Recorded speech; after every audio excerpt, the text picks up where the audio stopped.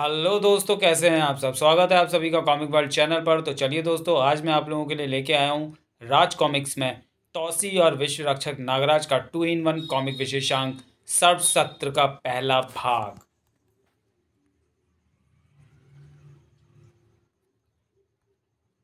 प्रस्तावना आरंभ। जल्दी करो, समय कम है। आ गए सारे? सारे नहीं, कुछ रुक गए हैं।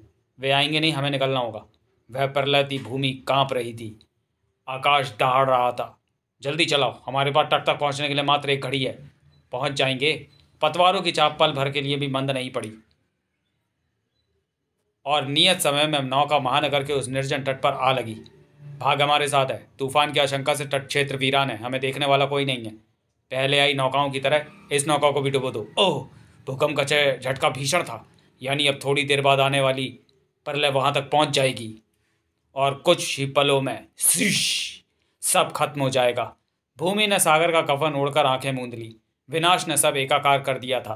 प्रस्तावना समाप्त। कोई यात्रा सुरक्षित या असुरक्षित नहीं होती, समय होता है।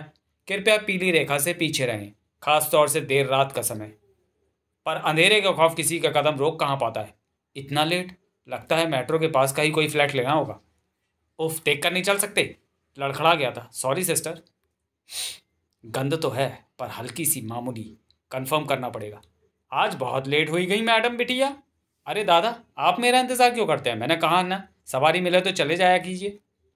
अरे मैडम बिटिया, महीना भर से आपको रोज ले आ जा रहे हैं। आज तनिक देर हुई गई तो क्या हुआ? और आज ही रास्ता बंद है, घूम के जाई का पड़ी।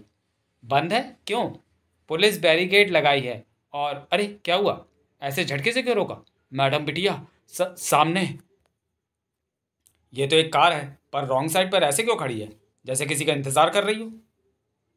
ए, कौन हो तुम? ये कोई कार पार करने की जगह? रास्ता छोड़ो। गुंडागर्दी की तो तुम जानते नहीं हो कि मैं कौन हूं। यही तो जानना है कि तुम कौन हो। ई का है? कोई जादू है? आप भागो मैडम बिटिया। डर डर लग रहा है, पर हम डरेंगे नहीं। एक नारी की आबरू और कौन हो तुम? क्या चाहते हो? देखो देखो, मैं किसी के खिलाफ नहीं हूँ। जो जो जो जो कर रही हूँ। इतना मत डरो, मैं तुमको काटूंगा नहीं। अरे मैं तो तुमको प्रपोज करने आया था। Let me introduce my self. I am सरपट। नो सर नेम, सॉरी, सर्प name. Fastest snake in the world. सांपों का हुसैन बोल्ट। देखो सरपट, तुमको इसका बड़ा खामियाजा भुगतना पड़ेगा।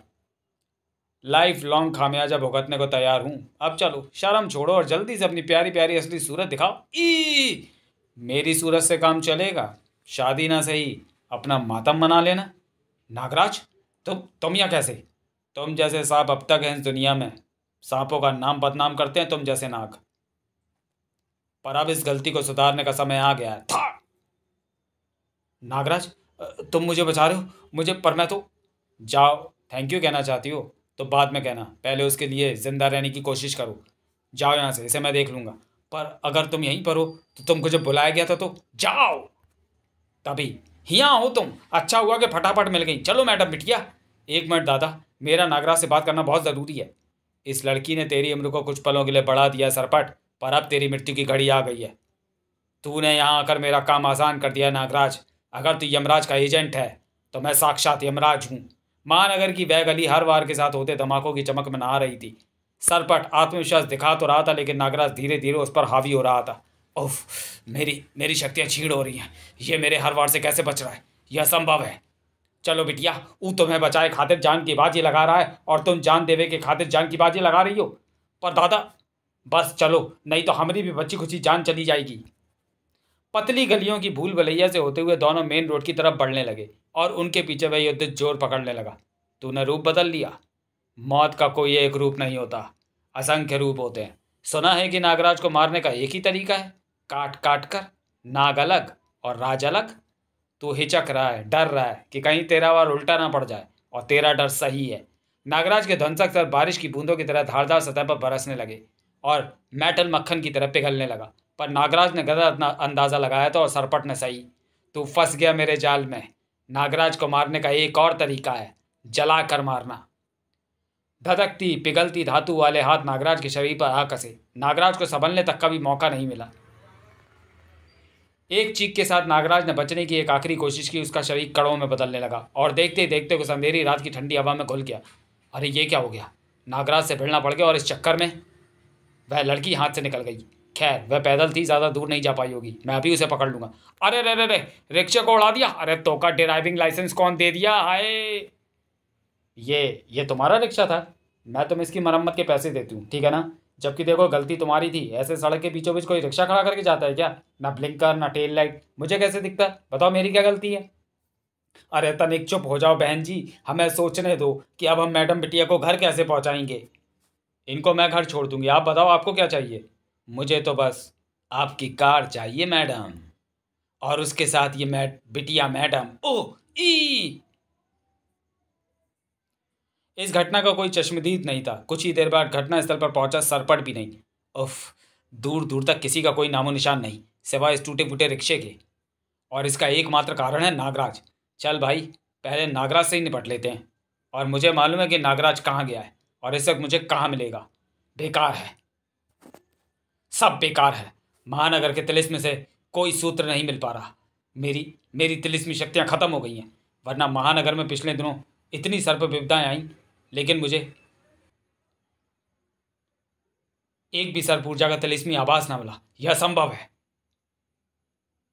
हार गया, हार गया मैं। यूँ हिम्मत मत हारिए दादाजी, आपकी शक्तियों को कुछ नहीं हुआ है। कुछ और है जो आपको तिलिस्मी जाल को बाधित कर रहा है। अभी आप आराम कीजिए, दिमाग को शांत कीजिए, हम कल फिर ट्राई करेंगे। ट्रर्र, कोई आया है, पर इतनी रात गए? कौन आया होगा? कौन है भारती? दादाजी, नागू है। नागू? इतनी रात को? यानी समस्या गंभीर होगी। कहो, क्या कहना है? नागराज को बुलाए दादाजी, जो कहना है मैं उसी से कहूँगा। पर हुआ क्या है? नागराज को नागदीप गए लगभग 1 महीना हो गया। 1 महीने में मैंने किसी को ये पता नहीं लगने दिया कि नागराज महानगर में नहीं है। मैं खुद नागराज बनकर महानगर को तब से हर मुसीबत से बचा रहा हूँ। पूरे महानगर में रहस्यमय सर्प गतिविधियाँ तो दिख रही हैं, पर वे सर्प नहीं। उनका नाम आपराधिक मामलों से भी जोड़ा जा रहा है। कोर्ट में नागों को प्रतिबंधित करने के लिए केस भी चल रहा है। अगर निर्णय नागों के विरुद्ध गया तो नागराज को भी महानगर से जाना पड़ेगा। इसलिए मैंने नागराज के जासूस सर्पों की मदद से उन रहस्यमय सर्पों को ढूंढने में पूरा जोर लगा दिया। लेकिन आज नागराज ने ही मेरी उस कोशिश पर पानी फेरने की कोशिश की। मुझे उससे जवाब चाहिए। नागराज ने? कैसे? अभी उसके एक जासूस सर्प का संकेत पाकर मैं एक रहस्यमय स्त्री की तलाश में शंकरपुर मेट्रो स्टेशन पहुंचा था। जासूस सर्प की तरह ही मुझे भी उस स्त्री में इच्छाधारी सर्प होने के संकेत मिले। मैं सरपट के रूप में उसको घेर कर उसका असली रूप जानने की कोशिश में लग गया। पर तभी नागराज ने वहां आकर मेरा खेल बिगाड़ दिया। एक तो उसने मुझे पहचाना नहीं, दूसरे उस स्त्री की तरफदारी करता हुआ मुझसे ही उलझ गया। पहले तो मुझे लगा कि वह कोई नकली नागराज है, इसलिए मैंने उस पर भयंकर प्रहार किया। लेकिन वह कड़ों में बदलकर गायब हो गया। वे इच्छाधारी कण थे, और ऐसा नागराज के सिवा और कोई नाग या इंसान नहीं कर सकता। तुमको कोई भ्रम तो नहीं हुआ? एकदम नहीं, वे इच्छाधारी कण ही थे। और नागराज वापस आ गया और आप लोगों ने मुझे बताने की ज़रूरत तक नहीं। अगर नागराज महानगर में कभी वापस आया तो यह महानगर के साथ हम सबके लिए भी सौभाग्य की बात होगी। तुमको गरला और नागराज का युद्ध याद है? वही युद्ध जिसने महानगर के लोगों के दिल में इतनी दहशत भर दी कि वे अपनी फरियाद लेकर कोर्ट पहुंच गए। उसी युद्ध के बाद तो नागराज सोडांगी के साथ सहायता मांगने नागदीप चलाया गया था, जो आज जाकर लौटा है। वैसे सच बताऊं तो मुझे शंकरपुर मेट्रो वाली स्त्री पर नागिन होने का ही शक हुआ था, लेकिन फिर उसमें सर्पों के लक्षण दिखने बंद हो गए। और फिर आप दीवार क्यों हिला रहे हैं दादाजी? मुझे पता है कि यह भवन तिलिस्मी है। सोडांगी यहाँ और इस हाल में? उस भयंकर युद्ध में नागराज का साथ देने के बाद से ये इसी हालत में है। दादाजी पंचकर्म प्रक्रिया से इसका इलाज कर रहे हैं, पर इसके शरीर में एक अज्ञात इन्फेक्शन फैला हुआ है जिसको होश में नहीं आने दे रहा है। और नागराज? वह भी संक्रमित है। उसके सूक्ष्म सर्प मर रहे हैं। वह मौत की कगार पर खड़ा उस स्त्री को ढूंढ रहा है। क्या हुआ था उस दिन? उस दिन प्रलय आई थी। 1 महीने पहले का वह दिन अपने अंदर एक तूफान समेटे हुए था। यहाँ पर मुझे बुलाने का क्या मतलब है भारती? ऐसी क्या बात है जो तुम घर या ऑफिस में नहीं कह सकती? हम लोग तो लगभग रोज़ ही मिलते हैं। यही तो समस्या है नागराज, कि हम रोज़ मिलते हैं। मैं ये यात्रा और नहीं झेल सकती। तुम महानगर से चले जाओ। ये क्या कह रही हो तुम? चला जाऊँ? महानगर की रक्षा छोड़ दूँ? और कहाँ चला जाऊँ? नागदीप जाओ, विसर्पी के पास जाओ, उसको ये संतोष दो जो मुझे नहीं मिला। तुम नागदीप को संसार का मूल क्षेत्र बनाने की योजना बना रहे थे ना, उसको पूरा करो। जाओ। चला जाऊं महानगर को भूखे भेड़ियों के लिए खुला छोड़ के? लगता है आज तुमको सच बताना ही पड़ेगा। तुम्हारे महानगर में आने के बाद महानगर को अरबों का नुकसान हुआ है और कई जानें भी गई हैं। सिर्फ इसलिए क्योंकि हर ऐरा गैरा विलेन तुमसे लड़ने के लिए यहीं चला आता है और भुगतते हैं महानगर वाले। महानगर को बख्श दो नागराज, और मुझे भी। विसर्पी के पास जाओ। आज डिनर में कोई खास फरमाइश हो तो बता देना। वैसे मैं आज शाही पनीर बनाऊंगी, चाहो तो यह महानगर में तुम्हारा आखिरी डिनर हो सकता है। तो वह माना कि नहीं? पता नहीं दादाजी, पर मैंने नागराज को खुद से दूर करने के लिए काफ़ी गलत सही डाटा दिया है। आपको पूरा भरोसा है ना कि आपकी गणना सही है? गणना थोड़ी बहुत गलत हो तो भी अंतर नहीं पड़ेगा भारती। नागराज और महानगर की कुंडली एक दूसरे के विपरीत होने ही वाली है। नागराज को यह स्थान त्यागना ही पड़ेगा तुरंत, वरना नागराज किसी महासंहार का कारण बनेगा, मानवों का या फिर नागों का। नागराज को इस गणना पर विश्वास नहीं था, इसलिए उसे महानगर से दूर करने के लिए मुझे तुम्हारी मदद लेनी पड़ी। पर यह कितने समय बाद होगा, कोई अंदाज? दोनों छद्म ग्रह राहु केतु वक्र गति में, इसलिए अनुमान लगाना मुश्किल हो रहा है। यह समय कुछ भी हो सकता है, 1 महीना, 1 दिन, 1 घंटा या 1 मिनट। ओह ओह गॉड, पैन ने आग पकड़ ली। यह आग तो मामूली है भारती। भगवान से प्रार्थना करो कि नागराज में महानगर छोड़ने की सद्बुद्धि आ जाए, वरना जो दावा लड़ उठेगा उसमें सब भस्म हो जाएगा। जो भी होगा उसकी हमको तुरंत सूचना मिल जाएगी दादाजी। मैं नागराज पर नज़र रखने के लिए अपने 2 चुनिंदा रिपोर्टर्स को वहाँ तैनात करके आई हूँ। पिछले 1 घंटे से नागराज वहीं पर खड़ा है, किसी गहरी सोच में। ऐसा क्या कह गई है मैडम इससे? मेरा मेरा सिर घूम गया है भारती की बातें सुनकर। लेकिन क्या उसकी बातों में सच्चाई है? शायद है। क्राइम किंग से लेकर नगीना, विशंधर, विशाला, मेड्यूसा, नीरनाग, नागपाशा, गुरुदेव, ऐसे अनगिनत दोस्त दुश्मनों का वार महानगर ने झेला है, मात्र इस कारण से कि महानगर को मैंने अपना घर बनाया है। मैं गलत भी हो सकता हूँ और सही भी, पर मुझे महानगर को एक मौका तो देना ही होगा। पर क्या विसर्पी मेरा ये व्यवहार स्वीकार कर पाएगी? मैंने 1 से अधिक बार महानगर के लिए नागदीप को छोड़ा। क्या विसर्पी को मेरे प्रेम पर विश्वास आएगा? वह तो भारती के मीरा के समान प्रेम से भी आशंकित रहती है। इसका एकमात्र तरीका विसर्पी को यह विश्वास दिलाना है कि मैं वापस जाने के लिए ही नहीं आया हूँ। मुझे सिर्फ उसका विश्वास नहीं, उसका दिल भी जीतना होगा। विसर्पी का प्रेम और अडिग विश्वास अगर मुझे नहीं मिला तो नागदीप भी महानगर की तरह मेरा घर कभी नहीं बन पाएगा। पर मैं उसका दिल जीतूंगा कैसे? हाँ, एक तरीका है। सच्चाई से काम लूंगा मैं उसके सामने घुटने के बल बैठ जाऊंगा, आंखें बंद कर लूंगा और फिर कहूंगा, विसर्पी, नागराज का दिल तुम्हारे, सिर्फ तुम्हारे लिए धड़कता है। अरे नहीं नहीं, कैसी फिल्मी लाइन है धत। मैं कहूँगा, तुम्हारा सौंदर्य अप्रतिम है, प्रकृति की हर सुंदर तुम्हारे सामने फीकी है।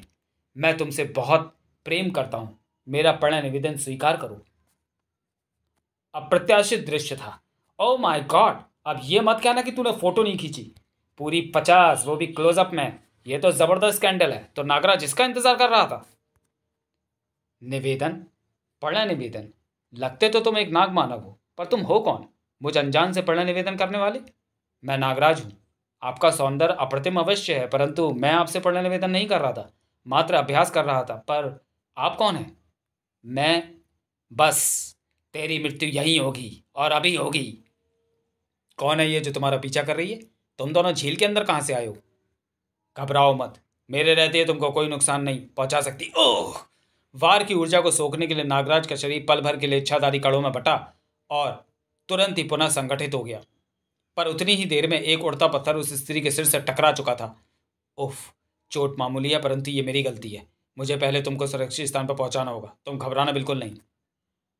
तू अदृश्य हो गया इच्छाधारी तरंगों के साथ। अद्भुत है तू, परंतु पर स्त्री को छूने का अपराध मत कर। छोड़ दे इसे, वरना खाक हो जाएगा। मुझे इससे दूर रखना। चिंता मत करो, ये तुम्हारी परछाई भी नहीं छू पाएगी। प्रहरी सर्पो, भस्म कर दो इसे। उफ, ये अकेली नहीं है। ओह, खतरा बड़ा लगता है। पहले मुझे इस स्त्री को इनसे दूर सुरक्षित स्थान पर पहुंचाना होगा, तभी मैं खुलकर इनका सामना कर पाऊंगा और इनके आने का स्थान और इनका मकसद जान पाऊंगा। तुम कुछ देर के लिए इस कार में आराम करो, मैं जल्दी वापस आता हूँ। तो चलिए दोस्तों, वीडियो को यहीं समाप्त करते हैं और मिलते हैं नागराज और तौसी के 2-in-1 कॉमिक विशेषांक सर्प सत्र के दूसरे और अंतिम भाग में अगले वीडियो में। तब तक के लिए धन्यवाद।